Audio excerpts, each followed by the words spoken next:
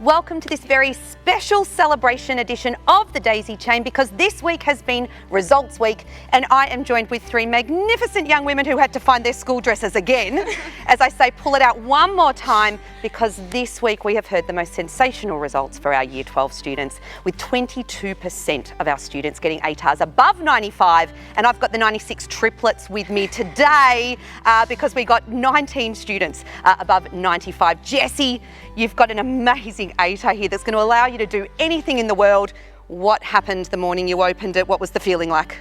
It was so surreal. Like I've been waiting to open it for so long, honestly for 2 years. All throughout VC I've just been waiting to see what that number will be, because I know it's not super important, but for me I put a lot of pressure on myself and I was really proud of it. So. And Jessie, it is an immaculate score. Tell us what you got. I got a 96.85. 96.85 that lets you do anything. Where are you going to take it? I'm going to do a Bachelor of Biomedical Science at Griffith University in the Gold Coast next year. Fantastic. We'll see you in your tan in 12 months' time.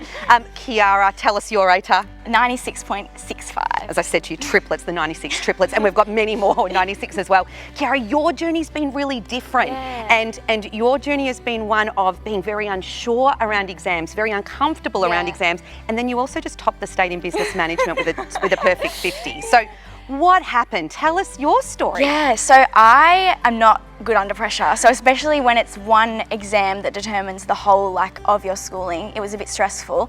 But since I did those subjects that weren't really formulas and all of that sort of stuff, I found patterns within it. So in business especially, there's keywords, there's mark allocation. So it's finding that way to decipher the question before you get overwhelmed, and then learning how to fit that to your personality and how you can answer a question.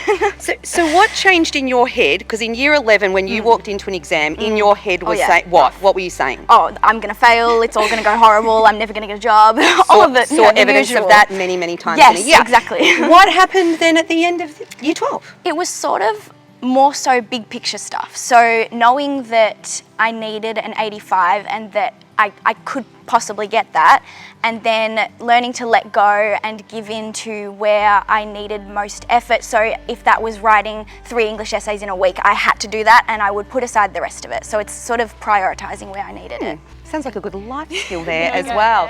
Now, Tessa, you went out with some very hard subjects in your journey, but your 2 year 11 subjects, what did you score in year 11? So in year 11, I got for bio a 43, and then for food studies a 44. So there was a lot less pressure on this year, definitely. I sort of went in with whatever happens now happens mentality, and turned out pretty well. So it turned out pretty well. Yeah. Were you expecting to see a score as high as it was?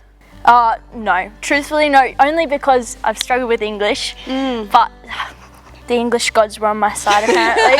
So I was very happy, and it can take me wherever I need to go. So yeah, that's it. Where are you heading, Tess? Hopefully science at Melbourne University, major in biotechnology, which will be fun, I think. It sounds like great fun. I mean, I think what's so interesting about the three of your journeys is you're all such beautiful young women who are happy to share where you don't feel a strength is and where a strength might be, and your year level as a whole just had this rhythm all year of supporting one another, and it's probably no surprise then that we also see 72% of your year level scored ATARs over 80. So we're talking nearly 3/4 of your cohort opening doors wherever they want to go. We do also need to make special mention to our fabulous Ducks, Maria Sutton with an ATAR of 99.45, and the fabulous Yu Zhu with a 99.3 as well.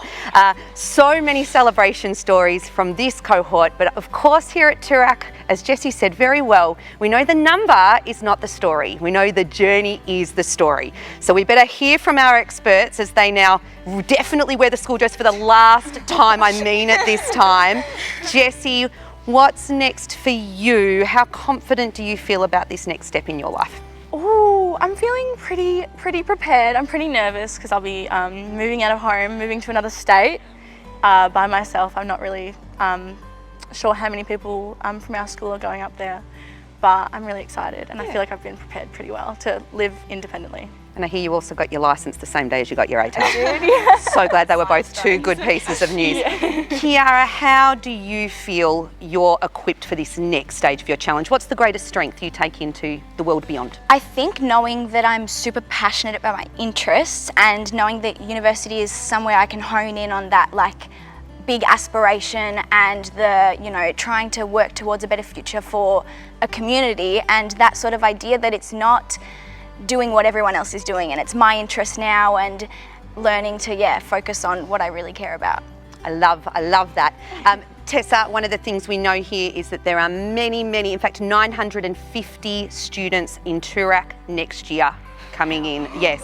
And they are looking at those big girls. Tessa, what is your advice to all of those aspirant Toorak students? What should they remember as they hit their senior years? Have fun with it. I think the special thing about Year 12 for me was the fact that it sort of united everyone. Like, we were all united in the fact that we had to do English SACs and we had to put in the hard work and stuff like that. So enjoy the friendships that are made in Year 12 because they're really unique. Well, it's probably why I very selfishly invited as many Year 12s as I could back to spend more time with me. We do have something very unique here at the school. We are so proud of every one of our Year 12s and those Year 11s that took on those final exams. What has absolutely shone through in these results is, of course, a beautiful team working together. So excited about the futures ahead. And I think we've heard just beautifully today, finding a pathway that fits, the subjects that fit, and gaining your own sense of confidence. We can't wait to see you back for a new academic year next year. We hope you have a marvellous summer, a beautiful Christmas, and we'll see you for our 150th year in 2024.